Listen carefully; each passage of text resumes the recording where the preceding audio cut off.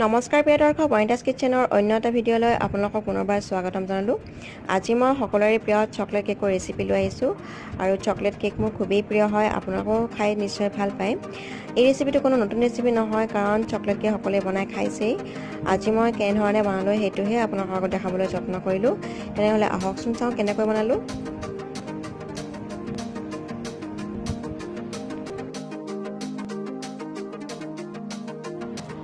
কেকটো বনাবৰ কাৰণে প্ৰথমতে মই এটা বাউলত হাফ কাপ দৈ আৰু হাফ কাপ ৰিফাইন অইল লৈছোঁ।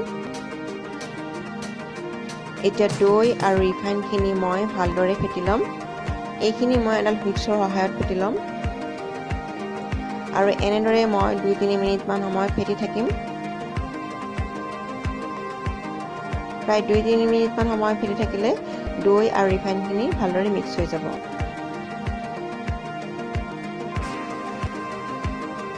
এতিয়া বাউলটোৰ ওপৰত মই এখন চালনী লৈছোঁ আৰু মেজাৰিং কাপেৰে 1 কাপ ময়দা, 2/3 কাপ গুড়ি কৰি লোৱা চেনি, 1/4 cup Koko powder, half teaspoon baking soda, 1 teaspoon baking powder আৰু 1 টিস্পুন কফি পাউডাৰ লৈছোঁ। এতিয়া মই সামগ্ৰীখিনি ভালদৰে চালি ল'ম আৰু এনেদৰে চালি ল'লে সামগ্ৰীখিনি ভালদৰে মিক্স হৈ যায়। এনেদৰে চালি লোৱাৰ পিছত ৰৈ যোৱা গোটাখিনি মই পেলাই দিম।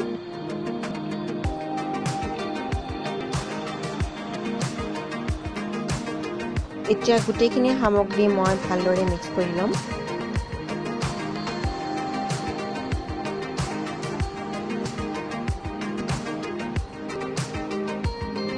সামগ্ৰীখিনি ভালদৰে মিক্স হৈছে আৰু এনেকুৱা এটা টেক্সচাৰ অহাৰ পাছত মেজাৰিং কাপেৰে হাফ কাপ গাখীৰ দিম।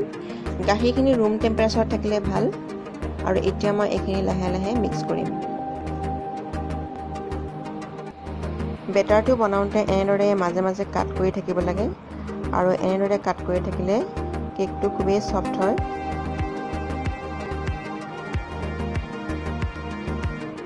কেকৰ কাৰণে মিক্সচাৰ ৰেডি হৈ গ'ল।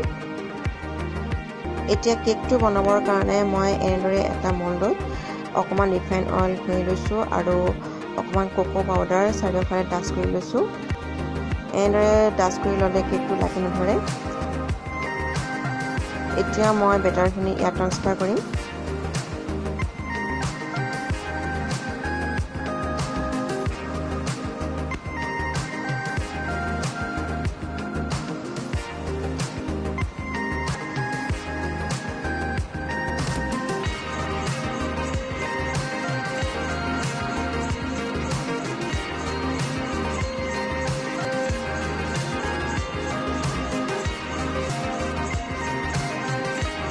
এতিয়া মল্ডটো মই অকণমান টেপটেপাই দিছোঁ যাতে বাবলছবোৰ উঠি নাহে। আজি মই কেকটো কেৰাহীতে বেক কৰিম বুলি ভাবিছোঁ আৰু সেইকাৰণে মই গেছ ষ্টোভত এখন কেৰাহী পাতি দিছোঁ আৰু তাতে অলপ নিমখ দিছোঁ আৰু এনেধৰণে এডাল ষ্টীলৰ ষ্টেণ্ড পাতি দিছোঁ আৰু এতিয়া মই কেৰাহীখন 10 মিনিটৰ কাৰণে প্ৰিহিট কৰি ল'ম। এতিয়া গেছৰ ফ্লেম মই ল' কৰি ৰাখিছোঁ আৰু কেকৰ বাতিটো এনেদৰে বহাই দিছোঁ আৰু এইখিনি মই ঢাকনি লগাই বেক হ'বলৈ দিম।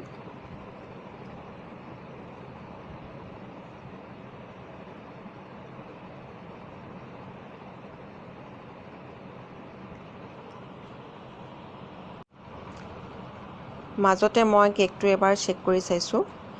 এডাল টুথপিকৰ সহায়ত মই কেকটো চেক কৰিছোঁ।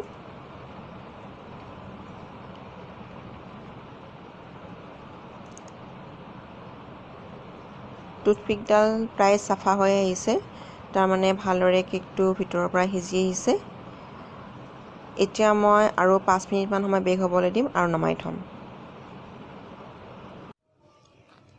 কেকটো মই প্ৰায় 1 ঘণ্টামান সময় ঠাণ্ডা হ'বলৈ দিছোঁ আৰু ঠাণ্ডা হোৱাৰ পাছত ডিমোল্ড কৰি লৈছোঁ।